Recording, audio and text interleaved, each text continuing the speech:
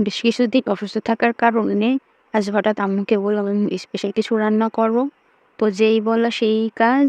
তো সেটাই আপনাদের কাছে শেয়ার করলাম আজকে। হ্যালো এভরিওয়ান, আসসালামু আলাইকুম। আজকে আমার পছন্দের এই সুন্দর বৃষ্টির দিনে রান্না করা হয়েছে চিকেন রোস্ট। কারণ আমি চিকেন রোস্ট খেতে অনেক বেশি পছন্দ করি। তো আম্মু এখানে ২ টি মুরগি নিয়েছে, যেটা সোনালী মুরগি। তো সেটা মুরগিগুলো রোস্ট আকারে কেটে নিয়েছে পিস, পিস করে। তারপর আম্মু এখানে এই রোস্টগুলো ভেজে নেওয়ার জন্য আ গুঁড়া মরিচ আর লবণ দিয়ে ভালো করে মসলার গায়ে, গায়ে মিক্সড করে নিচ্ছিল ভালোভাবে। যেন ভালোভাবে প্রপারলি মসলাগুলো মাংসর গায়ে, গায়ে ঢুকে যায়। আর এখানে আম্মু বেরেস্তা করে নিচ্ছিল। উম আমার তো বেরেস্তা খেতে অনেক বেশি ভালো লাগে। কারণ এমনিতেই আমার বেরেস্তা খাওয়া হয়ে যায়। কার, কার এই অভ্যেসটা আছে একটু জানাবেন তো? তারপরে আমি রোস্টগুলো ভেজে নিচ্ছিল, হালকা করে ভাজবে। আর হ্যাঁ, কড়াইটা অবশ্যই ইগনোর করবেন। কারণ সবার বাসায় এরকম ভাজাভাজি করার জন্য কড়াই থাকে।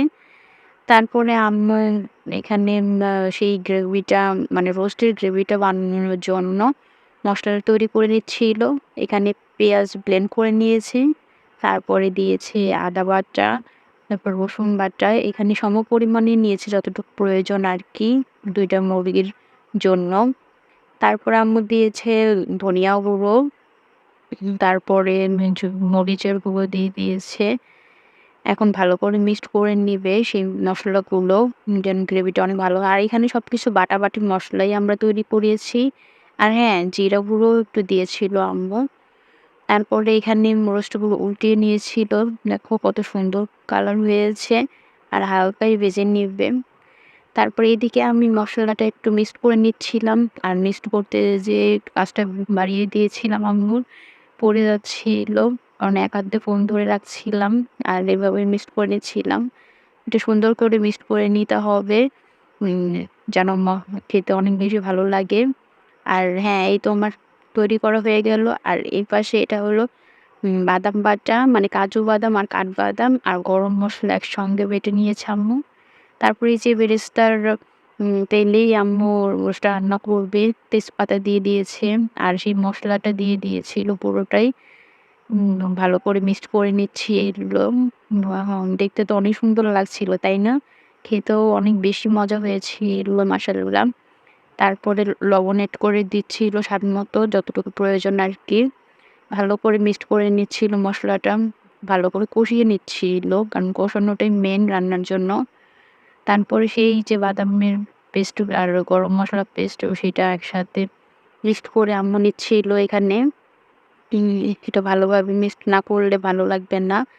তারপরে একটু চিনি দিয়ে নিচ্ছিল আম্মু। কারণ একটু হালকা মিষ্টি, মিষ্টি ফ্লেভার থাকলে ভালো লাগে। মিষ্টি, মিষ্টি স্বাদটা, কারণ বিয়েবাড়িতে আমরা যে রোস্টটা খাই সেটা একটু মিষ্টি, মিষ্টি থাকে। আর রোস্ট একটু মিষ্টি, মিষ্টি খেতেই ভালো লাগে।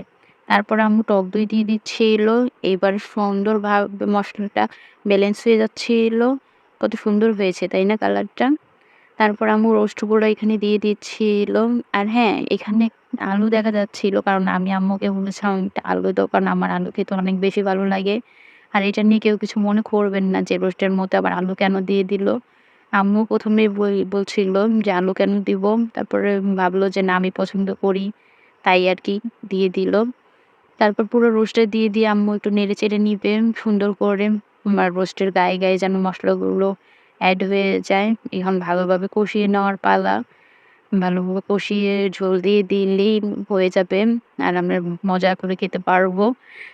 তারপরেই তো আম্মু ৪-৫ টা কাঁচামরিচ দিয়ে দিচ্ছিল ফ্লেভারের জন্য। আর হ্যাঁ, পোলাও রান্না করেছিল আম্মু। কারণ রোস্ট এমনি শুধু, শুধু খেতে ভালো লাগবে না। আর কত সুন্দর লাগছে মাশাআল্লাহ। খেতেও অনেক দারুণ লাগছিল। আর এতক্ষণ পাশে থাকার জন্য ধন্যবাদ। আর কেমন লাগলো অবশ্যই জানাবেন।